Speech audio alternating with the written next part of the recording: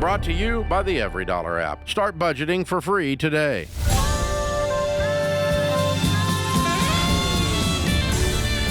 From the Ramsey Network, it's The Ramsey Show. I'm your host, Jade Warshaw. Next to me is George Campbell. We've got a rowdy studio audience over there behind the glass. If you don't know, you can actually come here to Ramsey Solutions, watch the show live. A lot of people choose to do that, and we're happy that they do. If you're not here live, you can call in. The number is 888-825-5225, and we'll get you on the line. We've got the incredible Christian over there screening the calls, making sure you're not a psycho, but we don't think that you are. So let's go straight to the phone lines. We've got Lily, who's in New York, New York.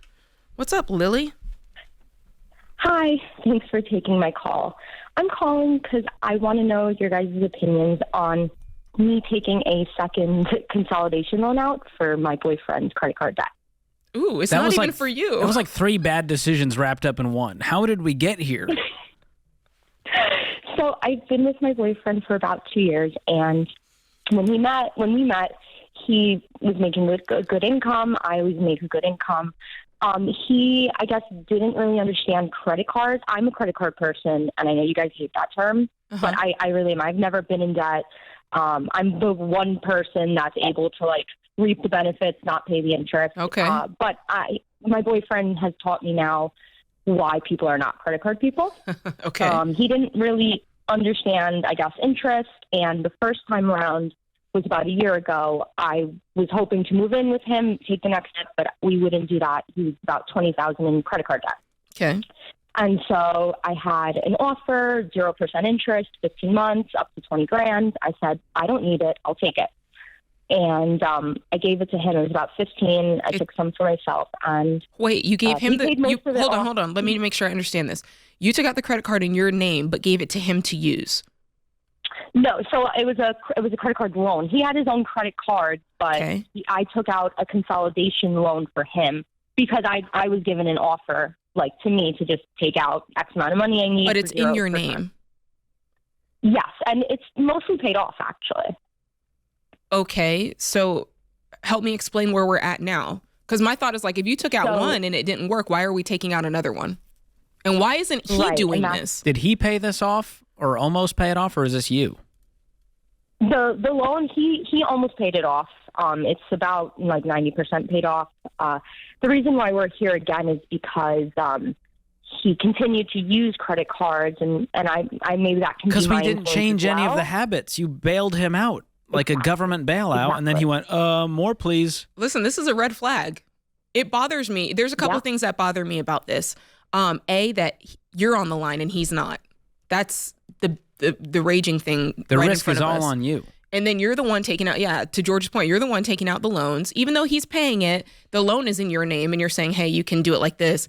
It feels like you're kind of in charge and you're trying to mold him into who you want him to be financially. And he's like, all right, you want me to do this? Okay, I'll do it a little bit.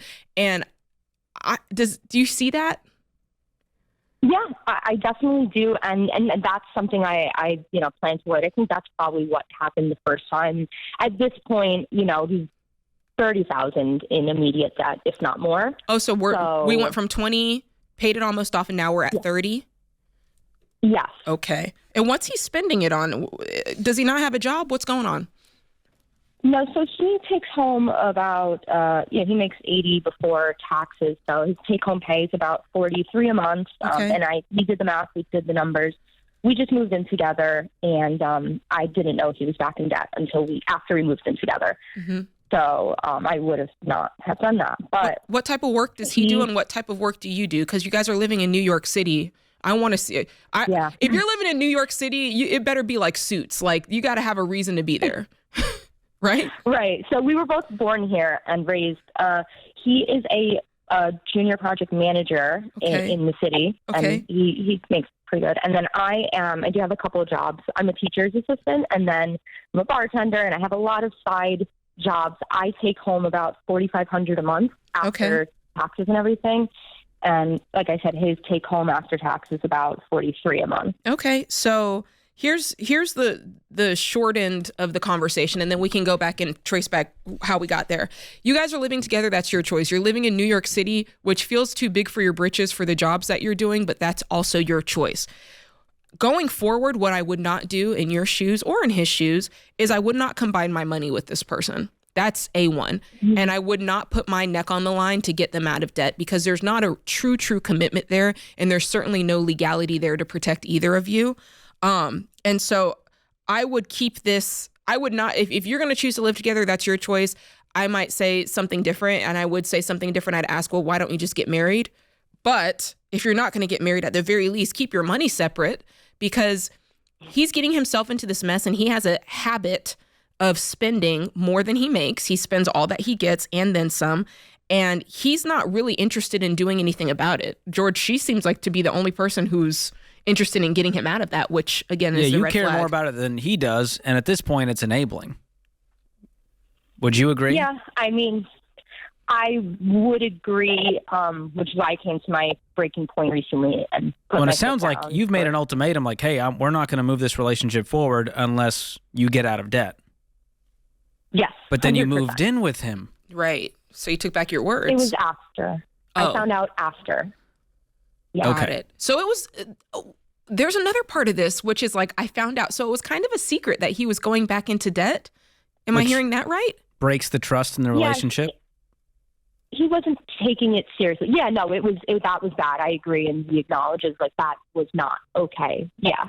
Do you have any debt? Sort of pushing it on. No, I don't. I have maybe $10,000 in student loans, but that's not accruing interest. And okay. So a trick question. Number one, you do because you took out the credit card loan in your name. Plus, you still have the student loans. So you've got your own financial goals.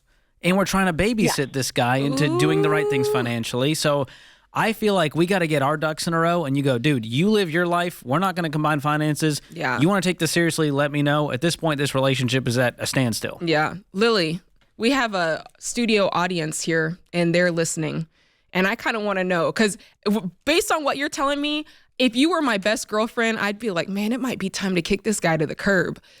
And I want to know what they think by a show of thumbs up or thumbs down. They did the gladiator thumbs up. There's a lot of thumbs up over here, Lily, because we are seeing a woman who's trying to move forward. We're seeing a woman who understands what she needs to do in life. And it's almost like you're being more of a mom to him than a lady friend. You know what I'm saying? Like, you're taking care of him. You're helping him to do. And don't get me wrong, there is part of relationship where you are helping each other and you're teaching each other, but this feels a little bit more You're going in extreme. opposite directions. Mm-hmm. And so that's what worries me. Yeah. So I would have a real hard conversation, and I would also go, I'm never loaning money to anyone ever again. No. At the very least, I would not be living with this guy at the very least, because that for you, that's your leverage to say, hey, I have goals and there's some things I want to do, and I'd love for us to be on the same track and going in the same direction with our money. I'd love one day for us to be able to combine our lives and get married, but you're not doing your side of it, and I can't move in with you right now. Yeah, you're one step away from paying this guy's bills because he goes, oh man, can you front my rent? I'll Venmo you next month, I promise. Yeah. Don't like that. Yeah, don't give away your leverage. Yeah. I want to. What's that they say, George? No one's gonna buy the cow if they can get the milk for free. Oh yeah, there it is. I know. I just turned into my grandmother. This is the Ramsey Show.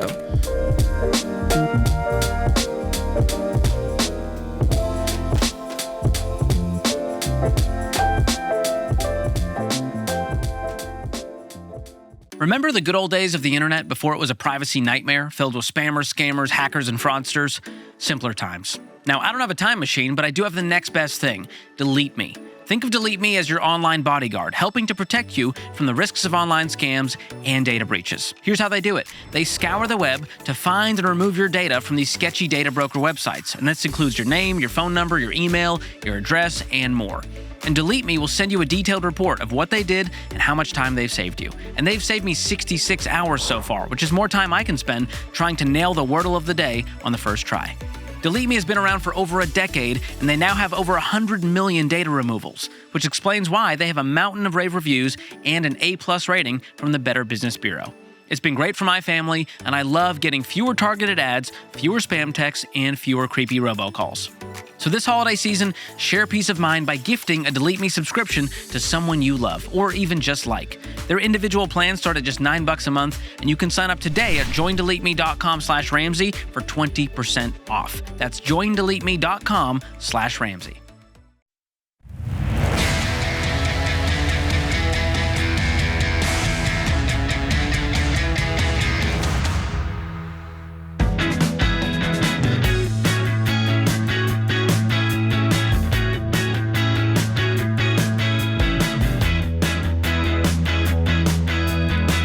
You're listening to The Ramsey Show. Next to me is George Camel. I'm Jade Warshaw. We're the ones taking your calls today. So if you call in, this is who you get. The number is 888-825-5225. George, you ready to get into it? I hope so. Let's do it. We got Lee from Newark, New Jersey.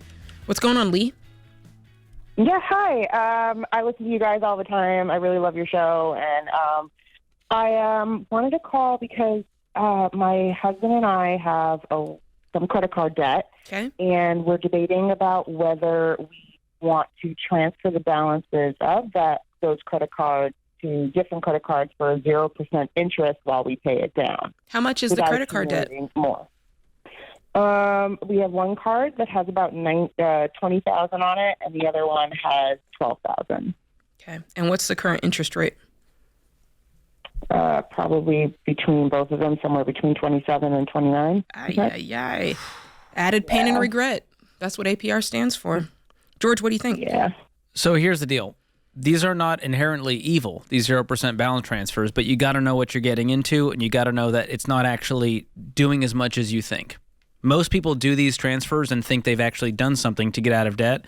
But if you're already crazy gazelle intense, you've sold so much stuff, you're working extra, and you do this as one little move while keeping intensity, then it can be okay. But you're going to pay, anywhere from 3 to 5% to make this transfer happen. Right. So it's not free. It's going to cost you something, and it does not actually speed up your debt payoff if you're not already intense. Mm-hmm. So what makes you think you're going to pay off this $32,000 before the 0% is over? Or is this going to be a 0% card or what? Yeah, both. I would like to have both of them be a 0% card for anywhere from 18 to 21 months. We already are paying probably I've already paid off my car. We're getting ready to pay off another smaller debt next week. Mm-hmm. My husband got a pretty good pay raise. Okay, good. So we're hoping that we can pay about $1,000 a week. Wow, good. To these credit cards, but getting them down to 0%. While we're doing that, we have 2 kids. We're still trying to maintain life, things like that. But we are getting very serious about paying off debt because we'd like to start saving more for our kids' college and for retirement. So what's your total debt, and what is your household income? So the credit cards are about $32,000.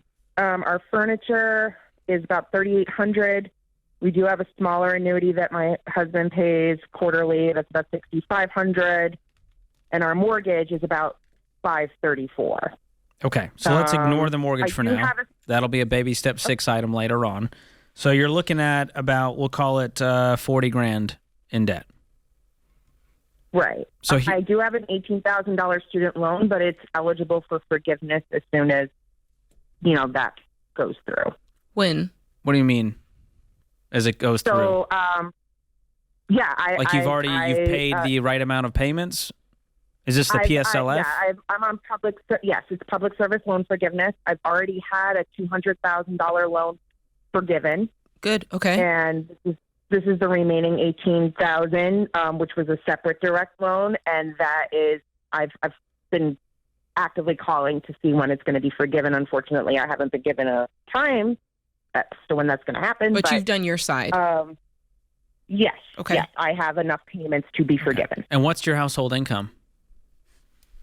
My gross income, my personal gross income before taxes, I work 2 jobs, is about $190,000. Wow. And my husband with his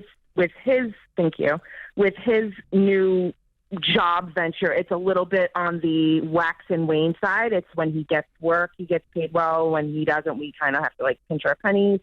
What's a good month and what's a bad month? A good month is $5,000 a week. Okay. Before taxes. Okay. And a bad week is $2,000. A bad month is probably somewhere around $8,000. Okay, well that's not bad. He's feast and famine. Over $200,000. But you guys are making hundreds of thousands of dollars, so this debt should be paid off in a few months. Yeah, the consolidation at that point is truly negligible because this would be gone in under a year. What's keeping that from happening? Because to be making over $200,000, well over $200,000, and having $40,000 of debt, help me understand, because I'm thinking, okay, why aren't you just living? I mean, I know New Jersey is an expensive area, but is there something I'm missing here? I'm just trying to get, I'm really at a point, I'm 39 years old. My husband's 41. We haven't done the best in saving throughout the years. Unfortunately, I've been with my husband for 17 years. So, I mean. Well, that doesn't really answer my question because you almost make $300,000. But do you see our point here? The balance transfer doesn't change any habits. And that's what worries me here. A couple making $300,000 shouldn't be needing to go to debt for furniture. They shouldn't be needing to swipe the credit card. And so that's what I'm trying to figure out is what got us here and how are we stopping that part before we ever agree to this balance transfer. I have a feeling it's a budget thing. Can you tell us about that? It is. Okay. It is. Our budget is not exactly where I would like it to be, and we're starting to get a little stricter with how we spend our money. Are you using every dollar? I have not yet. Okay, that's the key. We're going to give you every dollar because something tells me you guys are kind of a set it and forget it. I made a budget 3 months ago, kind of, it's in my head. We looked at our bank account. Yeah. We should spend this much, and that's where every dollar is going to really help. Mm-hmm. Are George and I right? A budget issue for us. Yes, okay. I agree. So we'll give you, before we get off the line, Christian will pick up, we'll give you every dollar, and it's a budget that you make every single month. And the good thing about every dollar is it kind of has this kind of copy paste feature where at the end of the month you copy it. And then for the next month, you just go through it and make whatever tweaks and changes you need for that month. But what George and I want for you to do is understand that every month is different. You have different goals, different things pop up. And so the budget needs to change to reflect that. And here's the thing. You make $300,000 a year, a little bit more. You don't have a ton of debt in ratio to that, but I think you're kind of in this, what we would call messy middle, where your income is good. And so your debt, it's not like, nothing's on fire. Nothing's on fire, right? It's not the serial killer at the door. It's just like, all right, this is moderately uncomfortable. And so I think there's just a creeper out the window, but he's down the street. Yeah. That's kind of how it is. Like, yeah, your debt's a peeping Tom. It's not the analogy Jade wanted to make, but I forced her to do it. Okay, but do you see what we're saying here? Yes, okay. Absolutely. I want you to act like it's on fire because that's the only way you're going to get out of this thing in 3 months. Because I think you guys are incredible. You work really hard, and you make too much to be this broke. Would you live agree? On $250. I agree. I am actively working to try to revamp our spending and our budget. Is he on board with that? It's expensive, so we're working on that. But is he like an anchor that's going to drag this down, or is he on board and he's going, I'm willing to do whatever it takes? No, he is. He's resolved to letting me kind of like handle the financial part of this, and whatever it is I need him to do, he's willing to do. But he needs to be a part of this budget making, because unless he sees it and he goes, oh my gosh, Lee, this is insane. We make so much money. Where is it going? He's not going to be willing to make the right sacrifices. And if it just becomes you do this, I do this, it's just going to become another to-do list for him. And I want him to really feel this. Yeah, I agree. Okay. I agree. So we need to give you every dollar. We probably also need to give you Financial Peace University for you and your husband to go through together, so that you can be on the same page and he can see that he's really an intricate part of this equation, just as important as you are. And you might be don't get me wrong, usually there's one spouse that kind of takes a slight lead, right, George? You're probably the one who's going to be kind of plugging the numbers. Co-pilot. Yeah, pilot and co-pilot. But they both have to be in the cockpit paying attention. That's right. You're not a passenger on the plane. That's right. Not a passenger. Oh, I agree. Very good analogies, George. I feel like I had to redeem it after the peeping Tom one. Like I owed you that. You took me there. But the point is, a lot of you listening are probably still in that messy middle. Your income is good, and the debt is just at that point where it's not ruining your life yet, and you're still able to go to Applebee's every Friday. You're still able to, buy the new sneakers you want, but it's kind of that creeper in the corner, and you see it, and now's the time to deal with it. Don't wait till it gets worse. We can help you today. This is The Ramsey Show.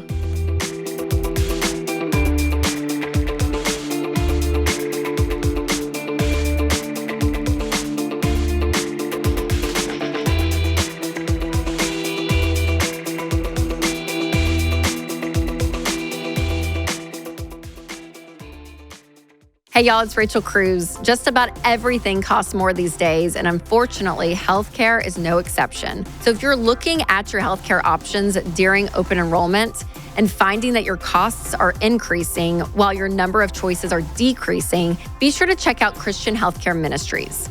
CHM is not health insurance. It's a biblically based health cost-sharing ministry that's helped hundreds of thousands of families just like yours cover nearly $10 billion in healthcare costs.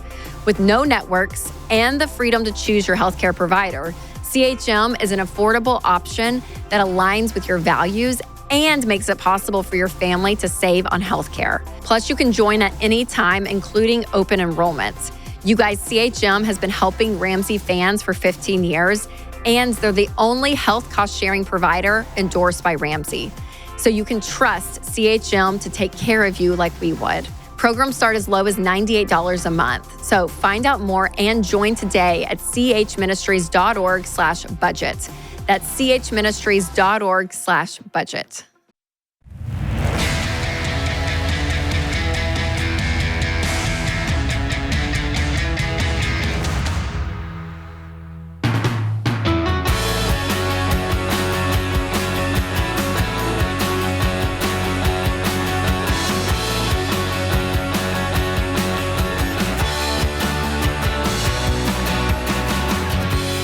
All right, you're listening to The Ramsey Show. We're here on the Ramsey Network. It's myself and George Campbell today. Hey, that last call we just took was all about the budget. It was a couple or family. They're making $300,000, George. Making great money. But still feeling the weight of living paycheck to paycheck, seemingly not able to pay off $40,000 of debt. And when I look at that, it's the budget every time. It's not being intentional. It's really not having a budget. A lot of people think it's, I set it and forget it. We made it at the beginning of the year. Well, we have to define what a budget is, because a lot of people think, well, Jade, I look at my credit card transactions. Mm-hmm. That's like doing a budget. No, they're way off. I looked at my bank account. There was money left. I did a budget. No, it's not something in your head. It's not your bank account. It's not a credit card statement. Mm-hmm. It's an actual budget, like a budgeting app, like EveryDollar. That's right. And so the way we teach, George, is we want people in there every single month. You're starting with your income, all of the income that comes into your household, and there's an area for you to put the income in. And then you go through and you're methodically thinking about every area throughout the month that you could spend money. And it's divided into categories. So, it's like your lifestyle stuff, it's your utilities and home and your transportation, and you can customize it. But essentially, you're giving a assignment to every single dollar, and you're knowing on purpose, this is what I'm spending on. Even the extra money you're giving an assignment to, right? And that could be paying off debt. That could be going towards savings. That could be just, miscellaneous. It could be a cushion. It could be, grandma's birthday, whatever you decide, that's what every dollar is for. And so you're really making the most of your money. And the way you do that is by creating a budget, guys. EveryDollar makes it so simple. They make it easy to plan spending. You can track expenses. You save for what matters most to you. And like George said, it's all in this easy app that is on your desktop computer, or it fits in your pocket. So you can take it with you to the grocery store, and your spouse, if you have one, has the exact same budget on their phone with the same login. It makes it that easy. So if you don't have it, download EveryDollar for free. You can do that in the App Store, or you can do it on Google Play, or you can just click the link in the description if you're listening to this right now on YouTube or podcast. But the crux of this is, we have found that people who manage their money well and people who have success with their money, they do it because they're on a budget. So there's a direct correlation there. Get a budget. All right, George. Let's get back to the phone lines. We got Vincent. He's in Fort Lauderdale, Florida, my neck of the woods. What's going on, Vincent? Hello. Good morning. Good afternoon. Good afternoon. What's the weather like? We didn't really get any issues over here from the storm. Praise be the Lord. I heard it's sunny outside. I heard it's pretty sunny. Yeah. Good sunny, for you. warm, and beautiful. Love to hear it. I just want to say thank you for you guys taking the time to take my call. And so I was actually watching George this morning on a video with Tom from like Impact something. Yeah, Tom Bilyeu, Impact Theory. Had a fun interview with him on my YouTube channel. Thanks for watching. It was really good. So my situation is a little different than the average American. I'm a 39-year-old, 100% disabled veteran, single, no children. And so I have 4 times the expenses in the emergency fund. I don't have any debt, great credit, currently renting. And so I'm not sure if like I'm in, or like how vital step number 4 is because, I have guaranteed tax-free income until I die, which adjusts for the inflation. Right now it's $37.37, so $3,700 a month. Okay. And of course, it adjusts with inflation like 10 years ago, or like 13 years ago it was like $2,700. So it's went up like $1,000 in 13 years. Do you know what the rate is yearly? Is it 4%? Like how does it go? That's the federal government. They make their decisions. Like supposedly it's going to go up like 2.5%. So that'll be like another $100. You just kind of follow the CPI and inflation rates and all of that. I guess I'm not really sure, to be honest with you. I just know it does. It does make changes. Mm-hmm. And so I'm thinking like possibly I'm in step 7. And so I'm really seeking advice and counsel for potential options and like paths to follow. I'm considering buying a home. Mm-hmm. And like if I subtract my emergency fund, then that leaves me like $43,000 that I have in the bank. I don't have any investments. Everything is just savings. Okay. But my ultimate goal is to live in the Caribbean. So I'm still looking at some islands. I got my eye on some, but I'm not sure if like maybe buy a property here, start here, then go there. I'd start here and then go there. I'd probably start here and go there. So you've never been a homeowner before. And so I'd probably want to learn that and get kind of your sea legs, for lack of a better term, under home ownership before you go abroad. But I love that. I think home purchase is a good thing for you. We say all the time here that, your rent, it's the biggest line item on most people's budget, and it's variable as long as you're a renter. And so being able to kind of stabilize that line item and have a mortgage and one day pay it off in your situation is huge. I do have a question, and I mean, you're welcome to say, no, I don't want to talk about that or whatever, but if you're 100% disabled, do you feel that there's any work that you'd want to do and could do? Oh, certainly. So, each person is different. It's kind of like a different situation than the Social Security disability. Like with a veteran, it could be a variety of spectrums. But yeah, I am limited. I have situations that I'm dealing with. However, my ultimate goal is to continue doing something. Like mm-hmm. I'm with Dave. Like, I think you would agree. Like, I don't plan to stop working until I die and then, meet Jesus. You know what I'm saying? And so I want to be doing something gainful with my time. I think it's, good for your mind and good for community. And so I'm not sure what that's going to look like. I looked at maybe teaching English mm-hmm. or even I went and visited an island and they pitched me being a tour guide because, I could speak to English, to the English tourists. So I'm kind of putting the feelers out there. I'm just really in this situation, I don't know what to do as far as financially, and just wanted to see what options you guys might suggest to me, and just so I can kind of have stuff to consider. I don't want you to take your foot off the gas. I would continue following the baby steps, and that means investing 15% of your income. You need to look into what you can do with that income. If you need, different earned income from working outside of your disability payments in order to invest in a Roth IRA, for example. But I would put you in this baby steps 4 through 6.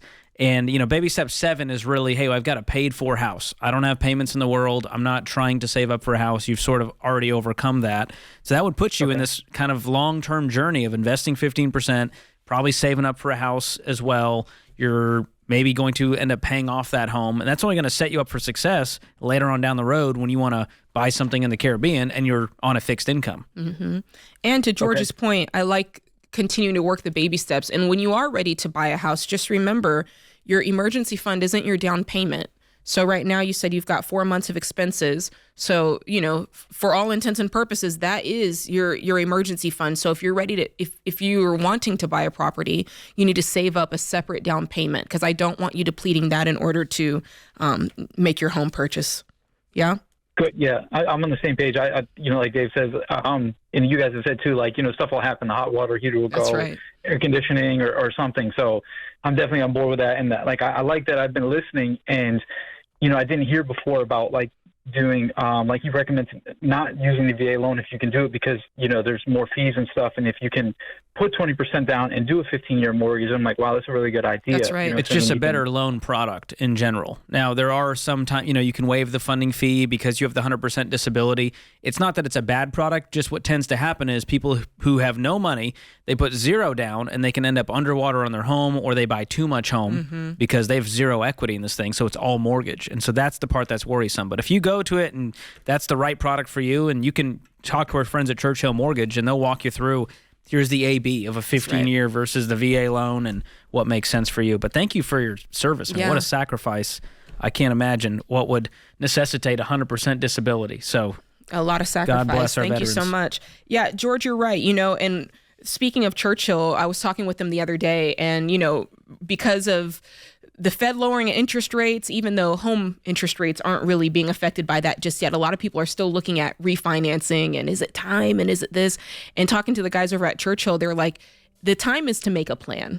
So it's always good to call up Churchill and start talking with someone and say, here's where I'm at and here's what my goals are. And they can help you walk through that process and figure out, okay, what does it make sense for you to do? If your goal is to refinance, if your goal is to buy a house, it's like, it's never too early to call them up, make a plan. To get prepared. Because they're all about relationships. They want to build a relationship with you. They want to get to know you. They want to get to know all the factors that are surrounding your home owning or home selling or whatever refinance Even situation. if it's a year or 3 away. That's right. At least you know what to do in the meantime. Exactly. And it gives you time to actually start working a plan towards that. So contact our friends at Churchill. This is The Ramsey Show.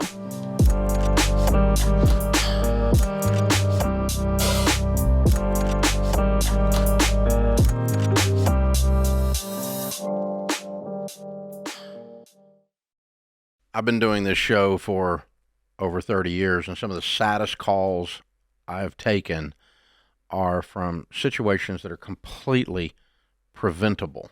Yeah, and what's so hard is I feel like one of those, especially the ones that I'm like, oh, it's terrible, are people that call in and their spouse has passed away suddenly and they don't have life insurance. We actually took a question of a lady, and she had 3 kids, pregnant, and husband didn't have life insurance. And I'm like, I can't even imagine. Or even if it was opposite, right? If a mom passed away, there's a dad with kids and trying to figure out, how am I going to afford childcare? How do I outsource some stuff that maybe she was doing? And it just takes the grief and the sadness of something like a sudden death to a whole new level. Like when you have to think through, how am I going to pay my bills? How am I going to eat next week? Yeah, in the middle of all that grief. Like it's terrible. And so life insurance is the one thing, especially as a mom with 3 little kids, that I'm like, so big on for people to get because it's inexpensive. Xander is the place that Winston and I actually get all of our life insurance, and we keep re-upping it because I'm like, I just want it there. Like there's something about that safety of knowing that you have money if something suddenly happens. And it doesn't cost much because Xander shops among a gazillion different companies. It doesn't cost much. You just have to admit that someday you're not going to be here. You got to say it out loud, and you got to say, I'm going to say I love you to my family by taking care of them and taking the time to put this stuff in place. It costs us stinking pizza. It really is. So that is one thing to do, to say I love you to your family. So we've used Xander for all of our family's needs for insurance for many years, including, of course, term life insurance. To get a free quote, go to 800-356-4282. That's 800-356-4282, or go to Xander.com.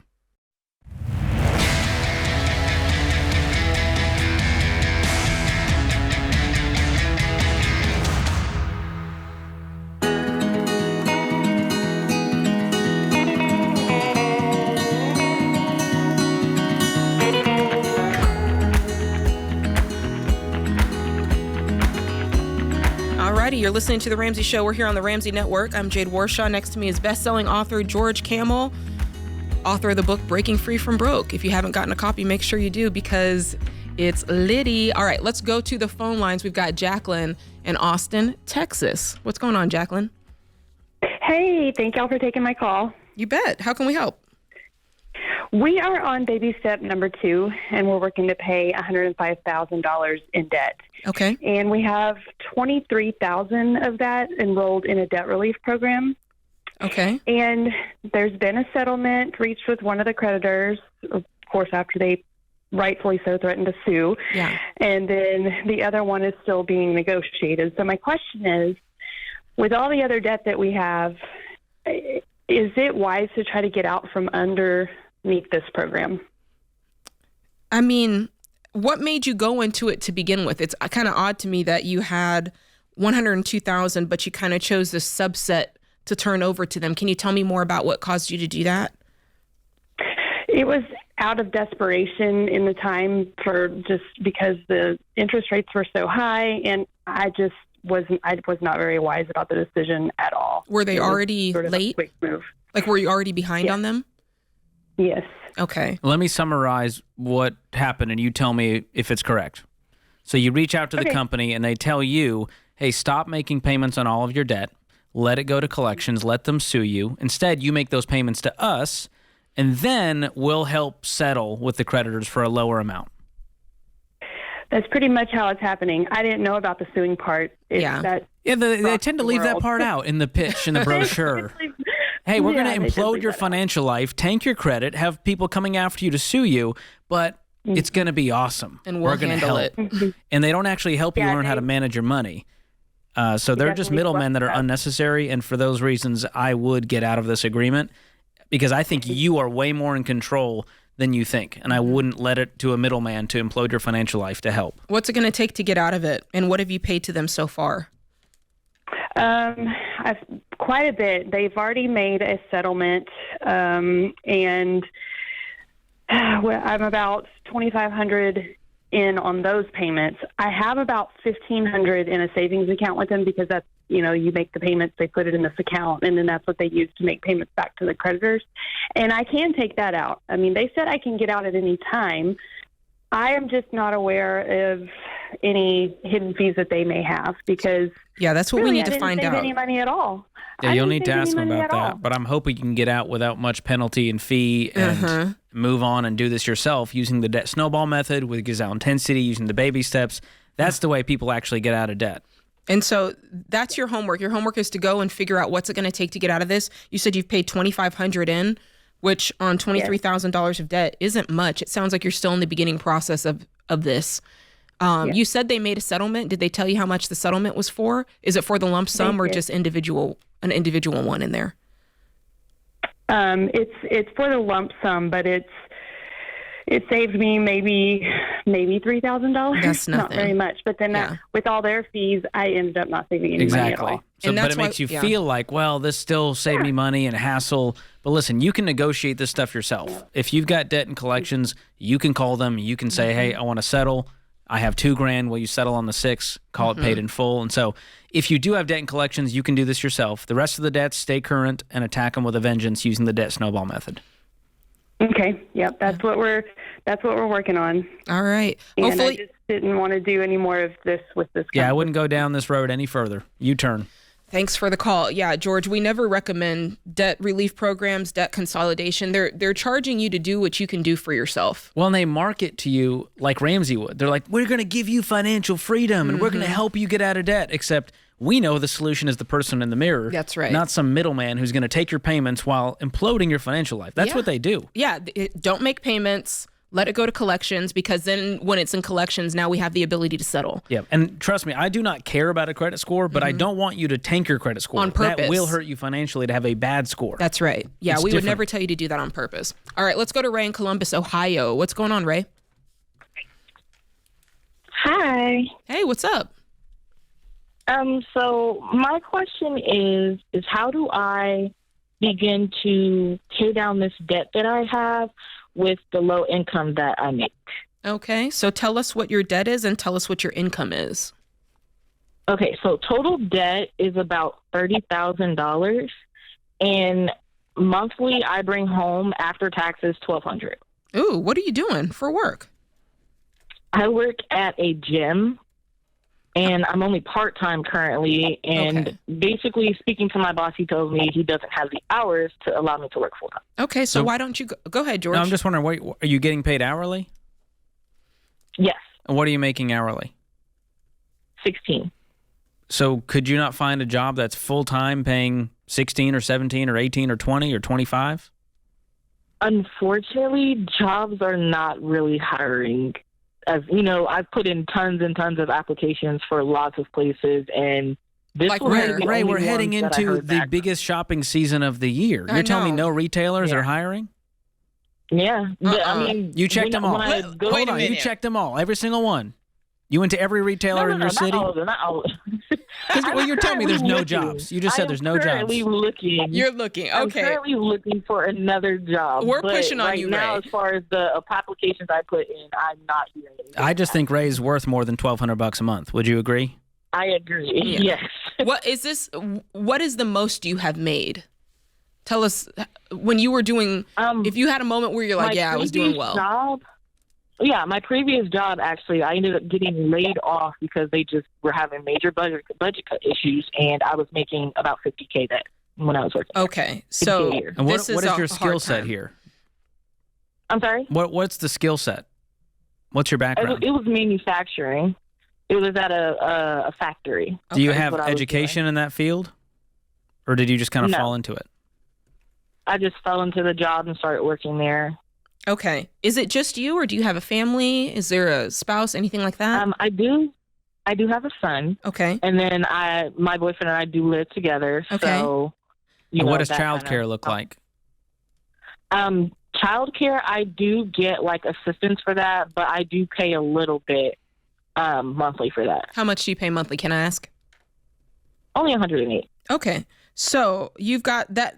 We wanted to know that because we want to know, are you freed up to be able to work full time? And it sounds like you are. Yeah. Okay. At this point, you got to just pound that pavement. That's the only solution to this is income. I wish that there was a magic button, but there's just not. In your situation, income is your only thing that's going to break you free. Luckily, 30,000, you can tackle that, but you got to be making it. Let's get back to the 50,000. Let's let that be kind of a goal point for us. But the reason that George and I were really pressing you on the income is because we know like you can go to Walmart, you can go to Wendy's, there's places that are paying 18 an hour, and it's not they're places that aren't hard to break through. And so I think at this point, you've got to raise what you're calling a lot. I've applied to a lot of places. If in your mind a lot was 8, well, now a lot is going to be 30, right? And you're going to talk to people that you know and say, hey, I'm looking for a job. Are they hiring anybody where you're working? Do you know of anywhere that's hiring? So before you get off the line, we're going to give you Ken's book, Proximity Principle, because we want you to be having the tools to really get out there. We're going to give you find the work you're wired to do, get clear career assessment so you can figure out what you want to do going forward, because I think you're at a crossroads. Yeah. And I think you're really, how old are you? I do 23. Yeah. Have you decided I'm not going to borrow any more a, money? Because it sounds like right now you're going into debt just to exist, just to survive. Well, so the debt it's like 17,000 from a car accident. 2 of them are credit cards, but they're within 800, each. So one is 500 and then one is 800. And then more debt, it was like 8,500 was from a car that I had repossessed after I lost my job. Yeah. And then 3,200 in student loans that I had from the past. Exactly. So I think the lesson learned is no more debt. No more. It works out as long as life's working out, and then life hits you, and you go, oh boy, this isn't fun. Yeah, and the problem is being in this situation has the ability to really impede the decisions that you make. And I don't want that for you. So keep hitting the pavement. You will find a job. It's just a matter of time. We believe in you. We believe you've got it. Stay in touch with us and see if there's anything we can do to help. This is The Ramsey Show.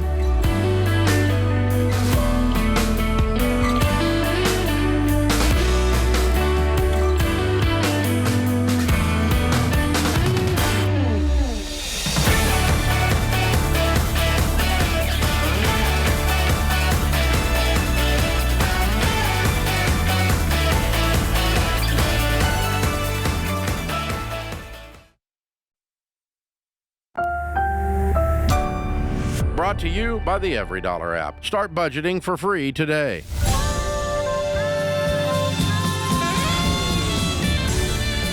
From the Ramsey Network, it's The Ramsey Show. I'm your host, Jade Warshaw. Your other host for the day is next to me, George Camel. We'll be taking calls about your life and your money.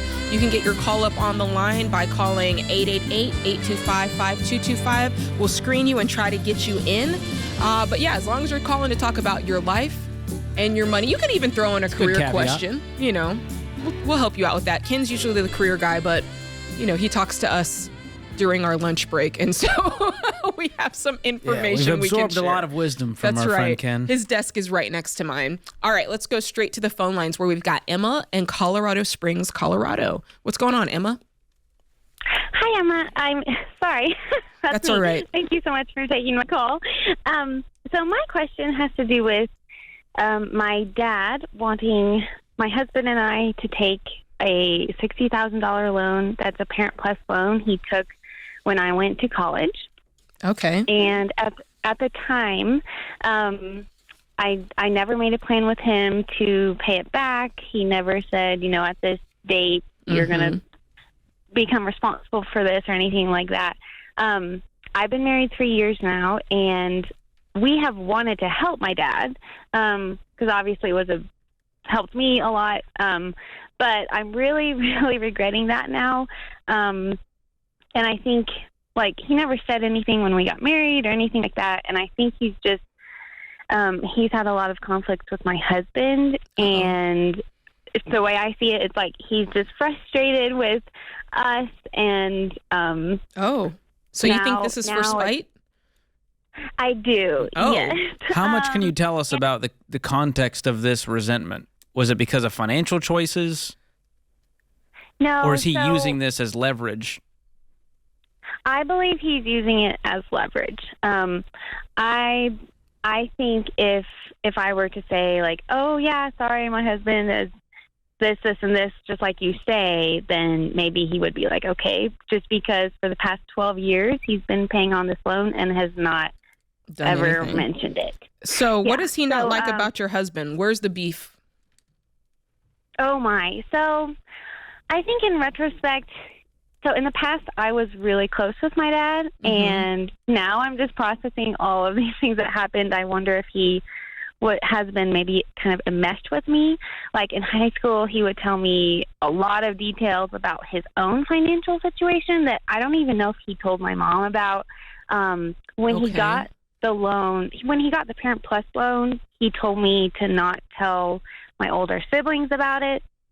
And I'm the youngest of 6 kids. So what does this have to do with your husband? Yeah, you mentioned, you made it seem like it was kind of a... Yes. So he thinks that he's been a very bad influence on me. And I think that has to do with... What does that mean? Because... How old are you, Emma? Did you get your ears pierced? What did you do? Did you get a tattoo? What happened? It's been so ridiculous, you guys. Like, so you're still daddy's little girl, and he's like, I don't like what this guy's done to my daughter, and I don't agree with it. I don't like, he votes wrong. It's everything. And I think he's never let me go. I think he doesn't like that I've become a bit more assertive, which I feel like my husband has helped me really grow. I mean, you're married, girl. I'm married. You're married. Have you had a hard conversation with your dad yet to say, Dad, I love you. I'll always be your little girl, but I'm also a grown woman. And I'm married to this guy, and we're doing our own thing. And it feels like you're using this and dangling it over our head to go, all right, you little grown-ups, here's your $60,000 loan back. Is that a good summary? I feel like that's a very good summary, unfortunately. And you're the youngest of 6? Did you say that? Yeah. Okay. Yeah. Papa is struggling. That's what it sounds like. It sounds like he is trying to hold on to a last little thread of what life was. At least that's the way it sounds. Yeah. Is he doing okay financially? Because it sounds like he doesn't have the ability to even pay back this loan. Otherwise, he would have done it. And so that's why it's so complicated. I have wanted to help with the loan, never take it on myself, but I've wanted to help because, honestly, he's made some poor decisions. He's a teacher. So he told me like recently that when my sister and I were in school, he deferred some of his own debt to keep us in private school and to pay for music lessons and stuff like that. So I feel like he has, in his mind, he's done the very best he can, which I'm sure he did in many ways, but I think you're reading too much into it. I got to cut you. I think you have to look at this pragmatically and look at it for what it is. Otherwise, you're going to keep circling a drain. Because the truth is, yes, our parents do sacrifice for us, and they're supposed to, and they do, cut things off for them so they can do it for you. Like that, they're supposed to do that, and when they do it, we're grateful. And I don't think you don't have to replay that to prove that you're grateful to him, because we know that you are. But if we look at this, like, let's just pretend that George and I are kind of the judge here. I think Parent Plus loans are really tough, because here's what we're really deciding between. The money was used for you, and it was for your education. You got your education, and then you kind of did you ask for the loan? I don't know. Did you? No, I remember he really wanted me to go to this college, and I did want to go, but I remember saying, like, "Are you sure this is a lot of money?" But if you didn't pay for it, what would have happened? You just wouldn't have gone, or what was the? I would have gone to a different school for much cheaper or little to nothing. And you would have paid for it in cash, or there still would have been a smaller loan? So, no, actually, this is the kicker. He actually teaches at a college, and I could have gone there for free, but he wanted me to go. Okay. I know, it's so bad, you guys. Sad. Isn't that like the one reason to work at the college so your kids can go for free? Right. Oh, my goodness. He really wanted me to go to this Christian private college. Okay, so now we have the facts, because I don't want to run out of time. The fact is, he took out this loan. He wanted you to go to this school. You were willing to go someplace for free. And let's add the legality to it. The loan is in his name. So if you came in front of Judge Jade, you have no legal or moral obligation to pay this back. But if it's going to weigh on you and you have the financial means, then help pay it down. It's that simple. And have the conversation. You didn't have the conversation before, so the next best thing you can do is have one now. And you go, all right, can we come up with a game plan? I don't want this to hurt our relationship. I know you disagree with my husband.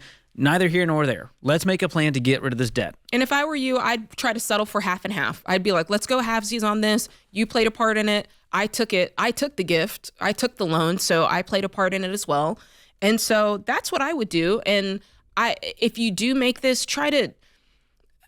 I say this, but this is family stuff, and I hate business between family, but try to get it in some sort of writing of, hey, this is what we both agree. Let's sign it. And so that we can always say, hey, we said this. Here's what we said. I'll pay 30, you'll pay 30. What's the balance now? Is it still 60? So it's 60. I'm guessing it was closer to 72 when he first took it. Okay, well, let's talk about it at this point and say it's 60 now. You pay 30, I'll pay 30, and no hard feelings. And from now on, none of us co-sign for each other. And, maybe you write him a letter and say all the wonderful things that you were going to say on the air about how he sacrificed. And, that's that on that. But if the wedge has already been driven, then this debt is not going to change much of that. No. It sounds like he's got other beef, and this is just one part of the puzzle, which I'm so sorry. That's not a fun thing to deal with. And money getting involved just makes it 10 times worse. It does. Yeah, Parent Plus loans are a big Please don't do it. no. If you're listening and you ever take a Parent Plus loan, just know I'm mad at you. Yeah. And a puppy stopped wagging its tail. Oh.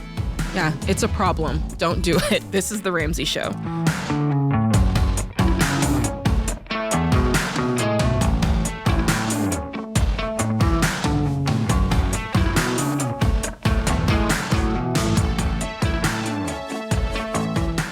Mortgage rates have dropped, so if you're thinking about buying a home in the next year, contact your local Churchill mortgage team right now. If you wait, more people will be in the market competing for the same homes and potentially driving up prices.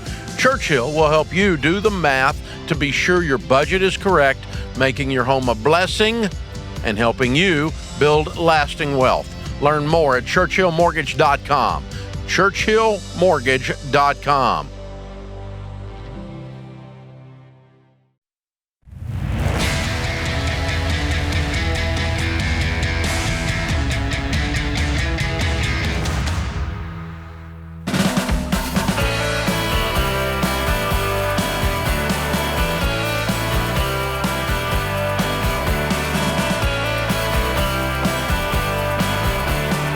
listening to The Ramsey Show. Thanks for hanging out with us. I'm Jade Warshaw. Next to me is George Camel. We're the ones taking your calls. We'll give you our best advice. Some say the advice is worth what you pay for it. All right, let's go to Sophia in Washington, D.C. What's up, Sophia? Hi there. So I'm kind of dealing with this situation where I got divorced 3 years ago. I was able to buy my ex-husband out of the house. I'm looking at getting remarried now. Okay. And my boyfriend is asking to be put on the deed to the house. Right now or after you get married? After we get married. And you don't want to? I've had to make a lot of sacrifices to be in the financial situation I'm in, and I just don't feel like he makes those same sacrifices, and he's just walking into a house and hold up, then why do you want to marry this guy? You already have resentment toward him. I don't. He just really enjoys boating, and I enjoy having a roof over my head. Girl, there's animosity there. You don't think this is going to play out in a marriage? Because it's only going to get worse from here on out. Because it's going to be, well, this is my money that I earned, and so I'm going to spend it here, and we're going to split the rent. At that point, just get a roommate. I don't want you to get married if you're going to enter into the situation where you're resentful. So, the perspective I come from it is that once we're married, we'll put everything into a bank account together, and we can save up for our own house. The problem is I have a child from my first marriage, and I want the house to go to her if anything were to ever happen to me. Okay, but that's not the way marriage works necessarily. So let's pull back, because you came in hot into the conversation to the point to where George and I were like, wow, this woman has some beef towards him. So let's kind of back out for a second, because you're marrying a guy, right? That if you're marrying somebody, this is the person you ultimately trust. That you want to build wealth with. And you trust your children with them. So what I just heard you say sounded as though, and how old is your child, by the way? 3 years old. 3 years old. So what you just said sounded as though if something were to happen to you, God forbid, you want the house to go to her, but wouldn't the house go to your spouse who is taking care of your daughter? What's wrong with that? Her father would technically get custody of her, so she wouldn't have any of that. So then the father's going to move into the house that your husband's in to take care of her? No, the way I have it set now is that the house is in a guardianship, so my parents are the executors on that and would be able to rent the house out until she's 18 and then sell it. Do you have life insurance? I do. Okay. You got term life in place, 10 to 12 times your income? Yes. Okay. That could be the solution to a lot of this, because you can make her the beneficiary, and she'll have the money. It can be in a trust. You'll have the guardian of it. But I feel like this is like a leverage piece, and you've got a lot of hurt from the past, which is very understandable. But I think bringing that into this new marriage is going to just put a wall up instantly that says, I'm not going to let you totally in, but I want 100% from you. And I felt the wall. When you just said it, I felt like, oh, wow, this lady's she's really protecting herself is what it feels like you're trying to do, and really almost walling off your daughter as well. And it just, for George and I mean, we've just been talking to you just for a couple minutes, and it feels like, oh, okay. So I like what George said about the insurance. And if I'm the spouse, like, let's George and I sit in your boyfriend's situation for a minute. If I come into this, I'm like, wait a minute, I'm living with you, but I don't have any rights, like I want to go on the mortgage together. And of course it makes sense if something were to happen to you that, Yeah, is his name going to be on the mortgage? No, his name would not be on the mortgage. Why not? I guess that would require us refinancing, and it's at a low interest rate. Okay. But let me put it in his shoes. He's going, okay, I'm helping her build equity to a home that I have no real involvement in. And that's going to go to the daughter, which I'll have no real involvement in if something were to happen. You did mention that you were interested in saving up money together to buy your own place. What would happen if when you got married, you said, okay, I've got the life insurance for my daughter, she's covered. And essentially, if you guys were to get married, your spouse would have life insurance too. So if something happened to him, you'd be covered. So like everybody's going to be covered here. And then if you guys said, okay, this current house, we're going to sell it and buy something together. What's wrong with that? Or you just add him to it. Yeah, I guess I wanted him to understand what it's like to be a homeowner and sacrifice with me to build something completely from scratch together. Okay. I think we can address that without using this as a leverage piece with the deed. I think you need to address this with him and say, listen, I want to spend my life with you, but I have some real concerns about the way you handle money. And I want to raise this child. I want to build wealth together. And it sounds like you want to just go have fun and boat in your spare time. And I need someone who has more skin in the game. I think if we address the underlying issues, then the deed is whatever. Add them to it, don't, you know. Do you think you could have that hard conversation with him? I think I can. Would he be shocked to know that you don't like his free spirit, childlike attitude toward money? He would not. Okay. This has come up before. It has. I would also use that gut check to say, should this relationship move forward until we address this? Because if we don't align on this, I don't think you should move forward. I wouldn't move in together. I will be fair. He has been addressing it. He recently sold his boats, stopped paying marina fees. So there are steps in the right direction. So he's boatless now. Why we want. He's boatless now. That sounds like the ultimate sacrifice. Yes, and I do appreciate it quite a bit. Okay. So it sounds like he is wanting to make strides. And again, if you're going to go into this, I would be all in. I think it's the only way. I know you have past hurt, and once you've gone through a divorce, in the back of your mind, you're always thinking, I need an escape hatch with the what ifs. But I think if this is going to work, it's got to be, we're all in on this. And that means we're going to combine bank accounts, combine incomes, combine everything, combine houses, deeds, mortgages. It's all us. And that's what creates a teamwork. Yeah. Okay.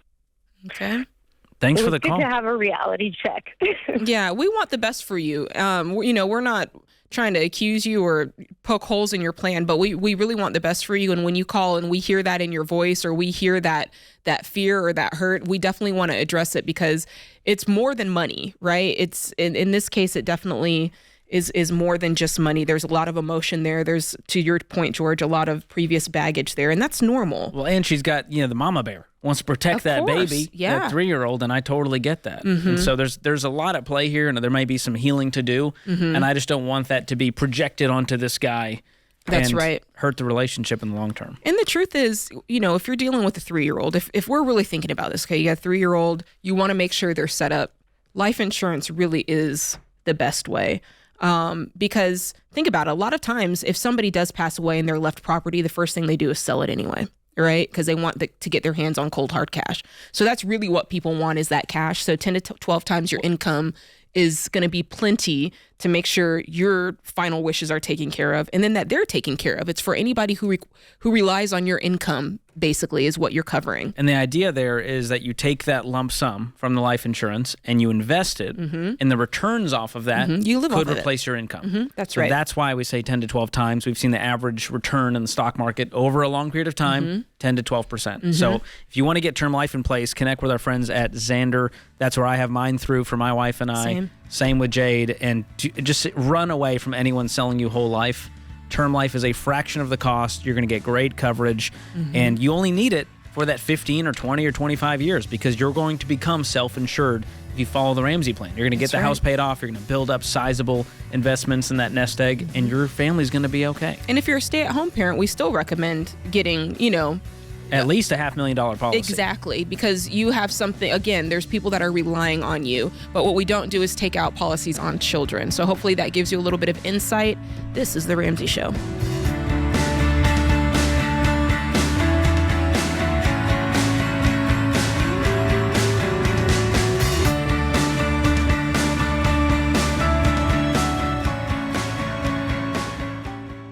What does the future hold for business? Ask 9 experts and you'll get 10 different answers. Economic growth or a recession. Business taxes will go up or down. AI will help us work, or it will replace us all. But there's no such thing as a crystal ball. That's why more than 40,000 businesses have future-proofed themselves with NetSuite by Oracle, the #1 cloud enterprise resource planning system. Ramsey Solutions uses NetSuite, and you should too. Whether your company's earning millions or even hundreds of millions, NetSuite helps you respond to immediate challenges and seize your biggest opportunities. With one unified business management suite, there's only one source of truth for the visibility and control you need to make quick decisions.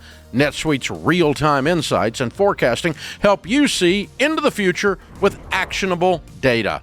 And when you're closing the books in days, not weeks, you can spend less time looking backward and more time focusing on what's next. And speaking of what's next, download the CFO's Guide to AI and Machine Learning at netsuite.com/Ramsey. It's free at netsuite.com/Ramsey.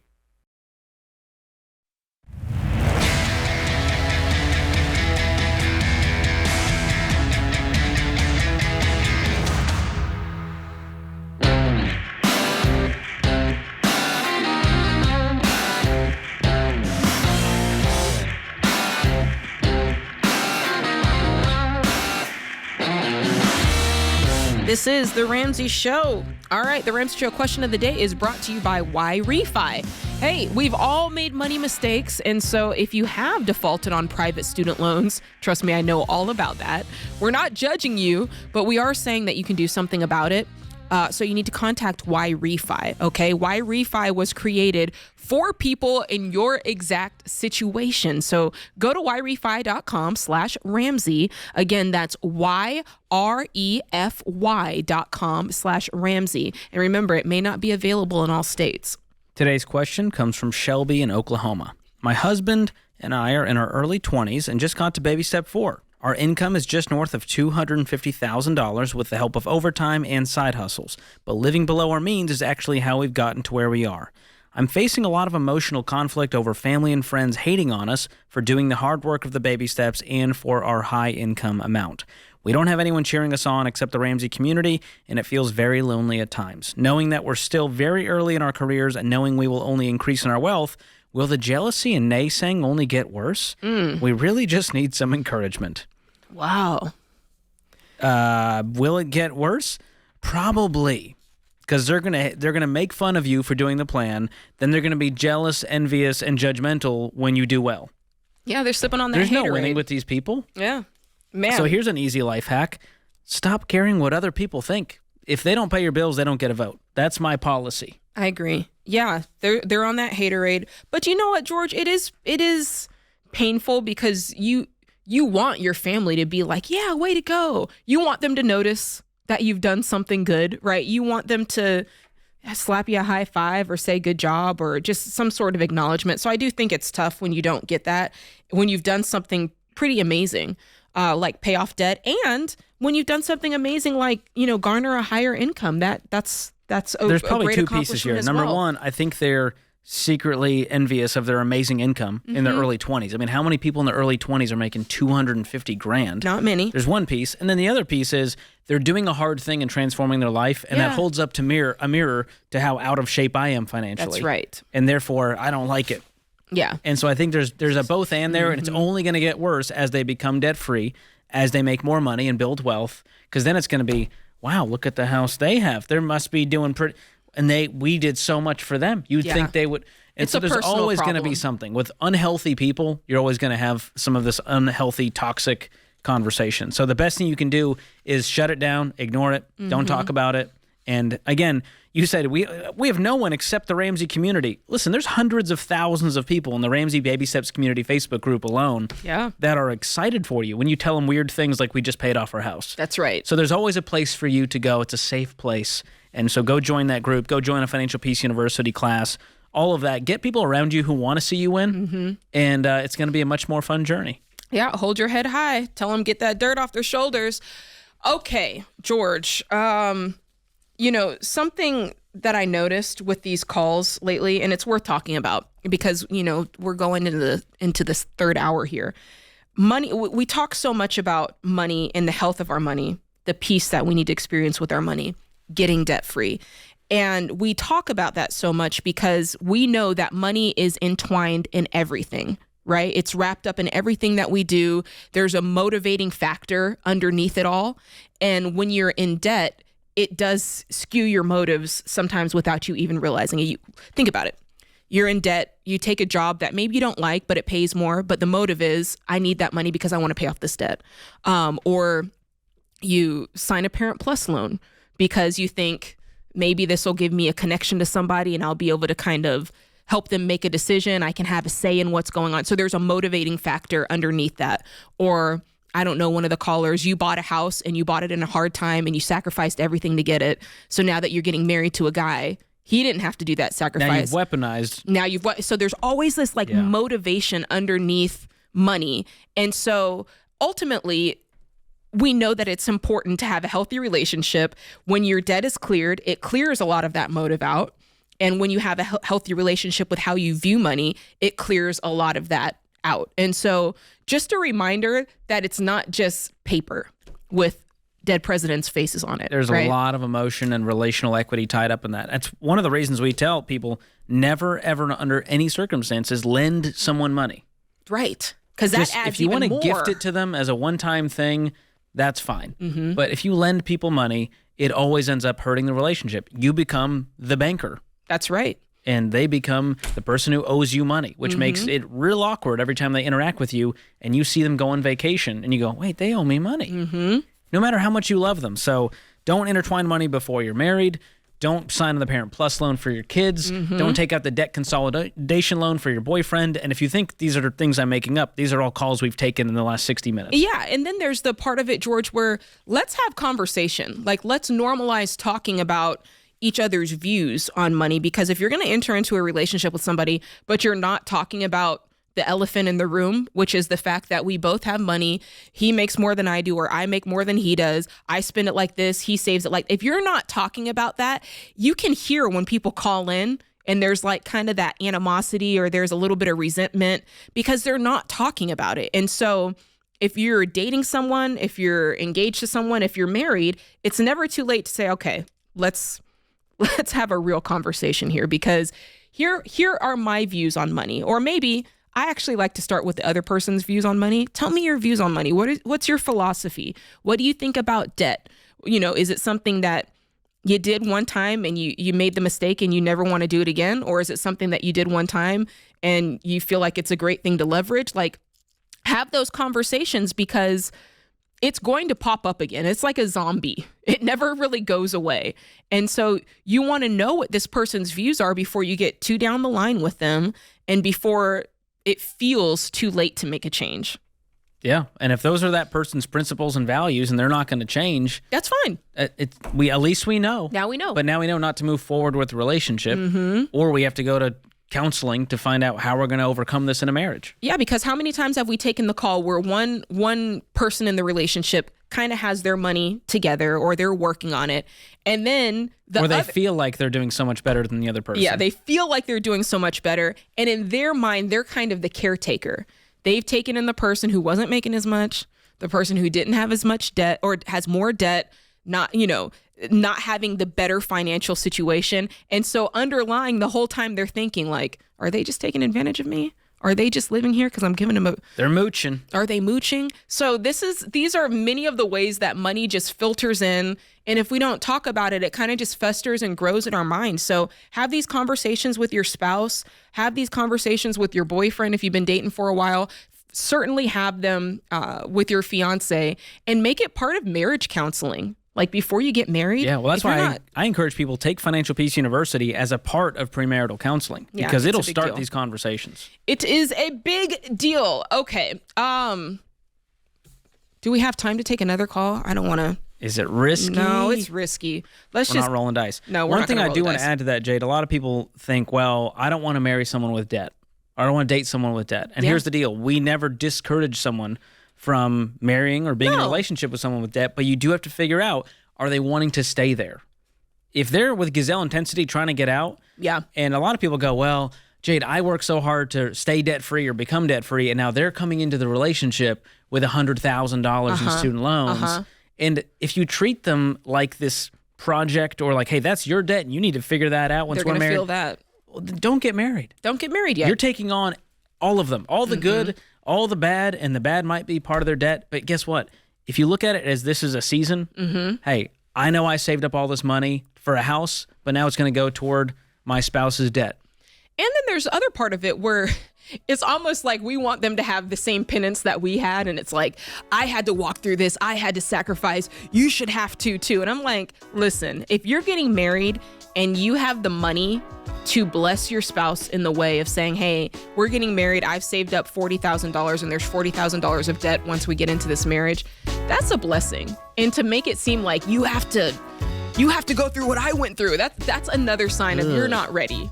Basically, you're just not ready. Just get healthy before you get in a relationship. Healthy, yes. That's all we're asking. And if you don't want to marry them, if they're in debt, then don't marry them. That's also your choice, too. It's a free country. It's a free country. This is The Ramsey Show.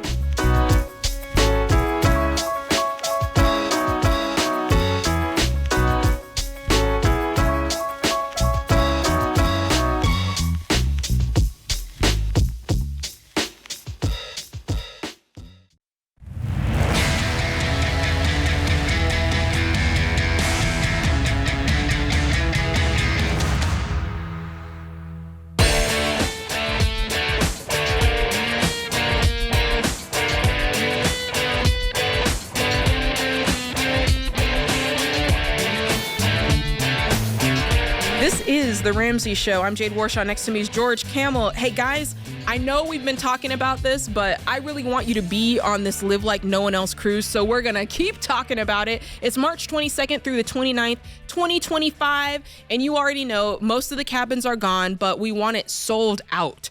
And again, this is not your average cruise. This is a premier Caribbean cruise. Caribbean or Caribbean? I'm a Caribbean kind of guy. All right.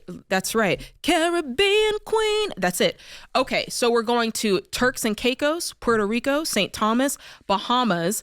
And again, this is a top of the line cruise. I can tell you I've been in the cruise business for a long time. That's what I did before I came here. Holland America, it's pretty top draw. Okay. This is a nice cruise. Holland America, it's the new Statendam. It meets the standard for the Ramsey guest. Okay, let's just put it like that. We're not gonna have anything shabby. This is very nice. It's all inclusive, food's included, even room service. Okay, so you can get your hot dog on at 3 a.m. in the morning and no one's gonna stop you. Get your hamburger. Like a lot of poor decisions happen on cruise ships at 3 a.m. Heck yeah, that's the fun part. You order room service. You're you like have a some kid drinks. Again. Yes. It's like blank check, Richie Rich. Yeah. And then they've got these specialty restaurants that are top of the line. And then there's, of course, really, really great entertainment while you're on. There's pools, the hot tubs, the fitness center. Ken and I will be on the pickleball courts. There's the spa and salon, which I have been to, and I can tell you that it's on point. Jade and I will be doing karaoke night. Yeah, I told him we have like a Sonny and Cher thing planned. Oh, that's amazing. We should work on a routine. Yeah. A little song and dance for the people. Yeah. So all the Ramsey personalities are going to be there. And no, George and I are not going to do Sonny and Cher. That is a lie. But we will be there. Not in full costume, at least. We'll do the voices. That's right. We're going to have fun. The point is, by the time you end, we're all going to be best friends because we will have spent 7 days with each other for better or worse. And so, yes, if you want to book your cabin, do it today at RamseySolutions.com/cruise. You can click the link in the description if you're listening on YouTube or a podcast. Be there or be square, my friends. All right. Let's take another call. We've got Mark. He's in Augusta, Georgia. What's going on, Mark? Hey, guys. Hey, how are you? Well, I'm good now. We got power yesterday. Took us 12 days and stuff. Oh, my goodness. Was this from Helene? Yes. Oh, wow. It looks like somebody opened a can of, what is it called, Willie Sticks or something like that and just dumped it. Oh, and my goodness. My neighborhood and 3 neighborhoods down, we're probably like 1 mile directly from the Masters. And where people park their cars, I don't know if you've ever been there on the outskirts of it. Mm-hmm. There's probably 50 pine trees down there. We're slowly getting power over in that area and stuff, but over here, people have like 4 and 5 pine trees on top of the house. There's no way no way they can rebuild the house and stuff. What They're gonna about have to you? probably tear it apart. Actually, we had the last storm was 10 years ago, and we usually get them every 10 years. It was an ice storm that came through here. Yeah. And it broke down a lot of the limbs and all that stuff. So what we decided to do then was go ahead and get rid of all the trees in our yard. So that saved you. Yes. So how can don't we have help to- today? How can you what? How can we help today? Okay, one of the things I wanted to talk to you about was this happens to a lot of neighbors and stuff. When their neighbors' trees fall on their property and stuff, and then the neighbor's responsible to remove their neighbor's tree and stuff. And I don't know who passed that law and stuff. I just don't get it. So did a neighbor's tree fall on your house? It's called a no. If a neighbor's tree falls in your yard, which it did during the ice storm, it cost us $4,600 to remove it. Okay. It was their tree and stuff, and it fell in our yard. Mhm. So that's what a lot of people are dealing with right now. And some people don't have the money and stuff.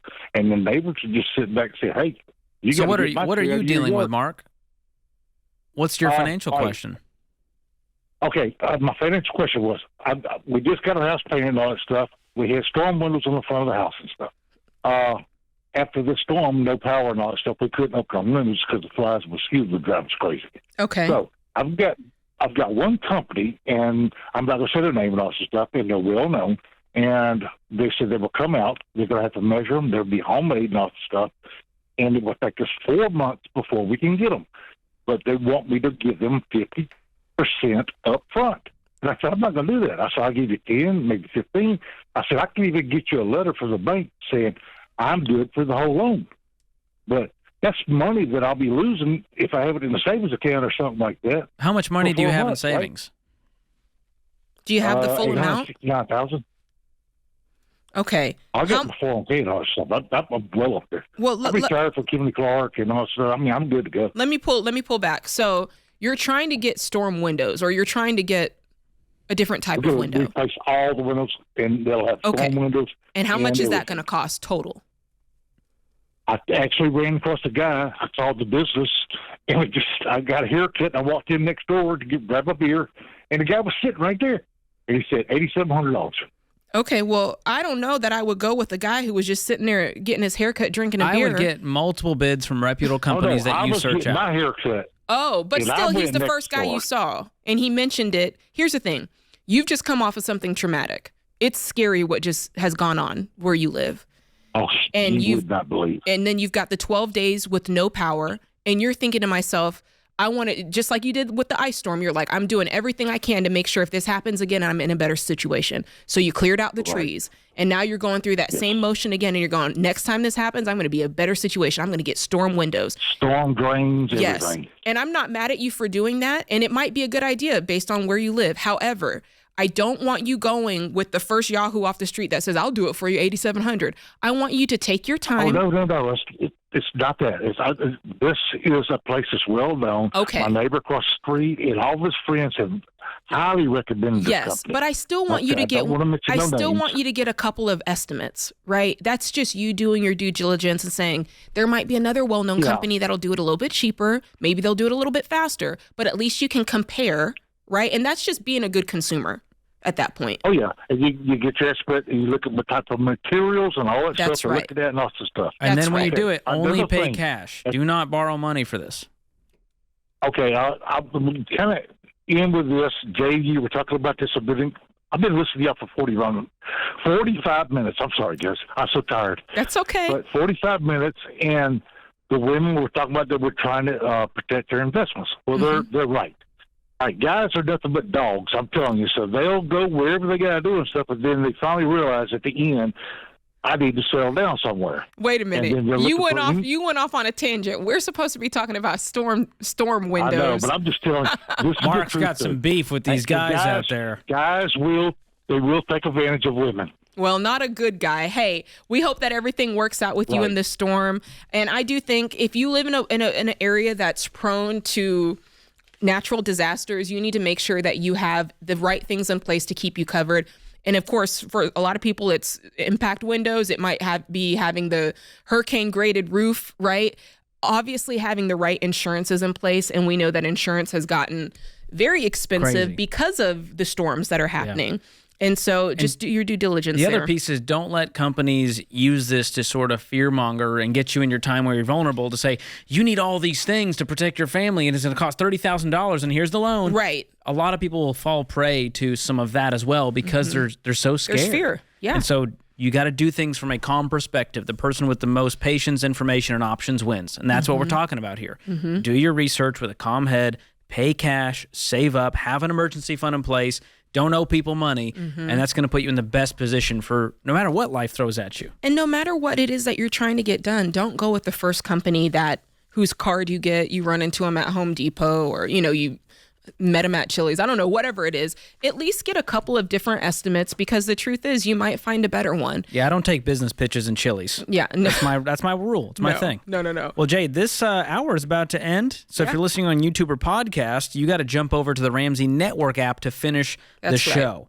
So go get it. If you're on radio, the show will continue. But if you're on YouTube or podcast, jump over to the Ramsey Network app. You can go download it in the App Store for free or click the link in the show notes. And don't miss out what's coming up in the third hour, because I see some good calls on the board that you don't want to miss out on. I was approved for a home loan. Should I get a home in baby step 2? We'll talk about that. Is it better to pay off my mortgage or invest the extra into retirement? Juicy. I don't know. That's a cliffhanger. You'll have to pop into the app to see what's next. This is The Ramsey Show.